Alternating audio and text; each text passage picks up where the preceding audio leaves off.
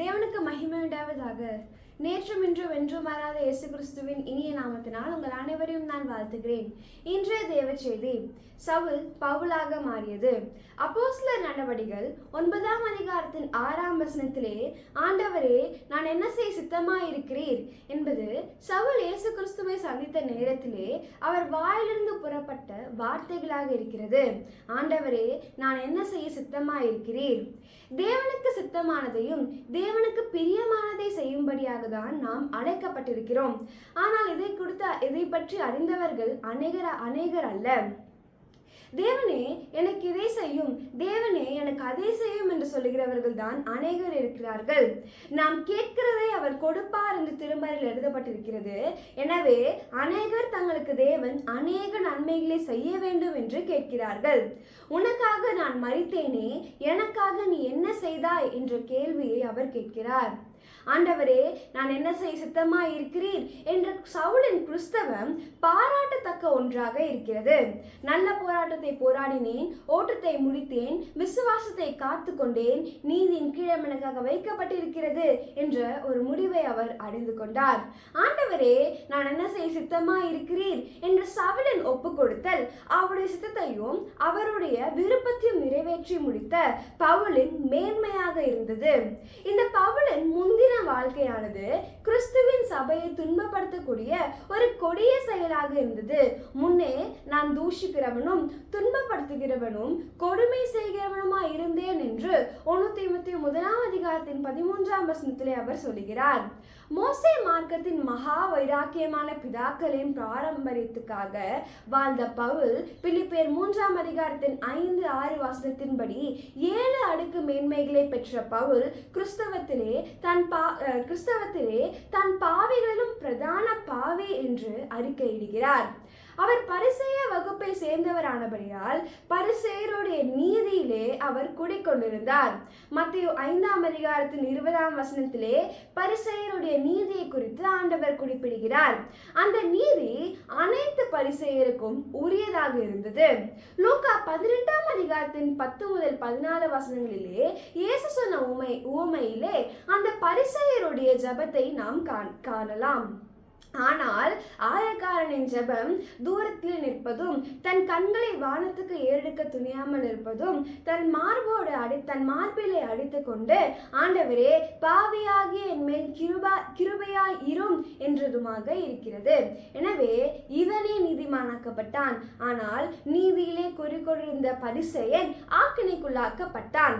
அனைத்து பரிசேயரையும் ஐயோ என்ற வார்த்தையிலே மத்தேயு 23ஆம் அதிகாரத்திலே 7 இடங்களில் ஆண்டவர் குறிப்பிடுகிறார். லூக்கா 7ஆம் அதிகாரத்தின் 29-30 வசனங்களிலே யூதேயா தேசத்தார், எருசலேம் நகரத்தார் அனைவரும் ஞானஸ்தானம் பெற்ற இடத்திலே பரிசேயர் தங்களுக்கு கேடுண்டாக ஞானஸ்தானம் பெறவில்லை என்று எழுதப்பட்டிருக்கிறது. எனவே மோசேயின் மார்க்கத்தில் வைராக்கியம் கொண்ட சவுல், மேன்மையிலே 7 இடங்களை தன்னிலே வைத்துக் கொண்ட சவுல், கமாலியல் பாதத்தில் கற்றுக்கொண்ட சவுல், பரிசேயருடைய நீதியிலே குடிக்கொண்டிருந்த சவுல் ஐயோ என்ற ஆக்கினைக்குள் போகாத இடத்திலே பாவிகளிலும் பிரதான பாவி என்ற இடத்திலே தன்னை நிலைநிறுத்திக் கொண்டார். நீதிமான்களை அல்ல, பாவிகளை ரட்சிக்கவே வந்தேன் என்று ஆண்டவர் சொல்லுகிறார். எனவே பரிசேயர் என்ற நீதிமான்களை ரட்சியாதபடிக்கு ஆயக்காரர் என்ற பாவிகளை ரட்சிக்கும்படியாக தான் அவர் வந்தார். அந்த இடத்திலே பாவிகளிலும் பிரதான பாவி என்று தன்னை நிலைநிறுத்திக் கொண்ட பவுல் அவர் சித்தம் செய்வதிலும் அவருக்கு பிரியமானதை நடப்பிப்பதிலும் உயர்ந்த இடத்திலே அவர் சிறந்து விளங்கினார். 3ஆம் வானம் வரைக்கும் எடுத்துக்கொள்ளப்பட்ட மேன்மையும் அவருக்கு உண்டு. கிறிஸ்துவின் தாழ்மையிலே தன்னை இணைத்து கொண்டார். அப்போஸ்தலர் என்று சொல்வதற்கு தான் தகுதியல்ல என்ற இடத்திலே தன்னை அவர் வெளிப்படுத்துகிறார். எல்லா அப்போஸ்தலரை விட அதிக பிரயாசப்பட்டேன், ஆகிலும் நான் அல்ல, கிறிஸ்துவே என்று அவர் வெளிப்படுத்துகிறார். கிறிஸ்துவின் அறிவின் மேன்மையை அடைந்து கொள்வதற்கு எல்லாவற்றையும் நஷ்டம் என்று விட்டேன், குப்பையுமாக எண்ணுகிறேன் என்று அவர் அறிக்கையிடுகிறார். எந்த மனிதனையும் கிறிஸ்து இயேசுக்குள் தேர்ச்சிக்குள்ளாக கொண்டு வரக்கூடிய போதனை அவருக்குள் இருக்கிறது. அதை ஞானம் என்றும் அறிவு என்றும் புத்தி என்றும் அவர் சொல்லுகிறார். சபைகளுக்கு எழுதும் அவருடைய நிருபங்கள் கற்றவர்களே அதை அடைந்து கொள்ளக்கூடிய இடத்திலே அப்படி எழுதப்பட்டிருக்கிறது. அதாவது அவர் எழுதிய நிருபங்கள் கற்றவர்கள் மாத்திரமே அறிந்து கொள்ளக்கூடிய இடத்திலே அது இருந்தது. அவருக்கு முந்தின அப்போஸ்தலர்களை காட்டிலும் உயர்ந்த இடத்திலே அவர் சிறப்பை அடைகிறார்.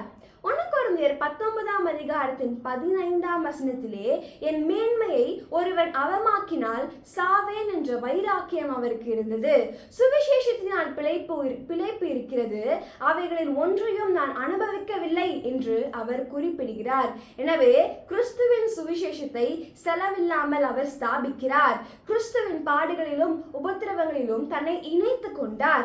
இது கொலோசியர் 1:24 எழுதப்பட்டிருக்கிறது. என்னிடத்தில் கற்றும் அடைந்தும் கேட்டும் கண்டும் இருக்கிறவைகள் எவைகளோ அவைகளை செய்யுங்கள், அப்பொழுது சமாதானத்தின் தேவன் உங்களோடு இருப்பார் என்று அவர் எழுதுகிறார்.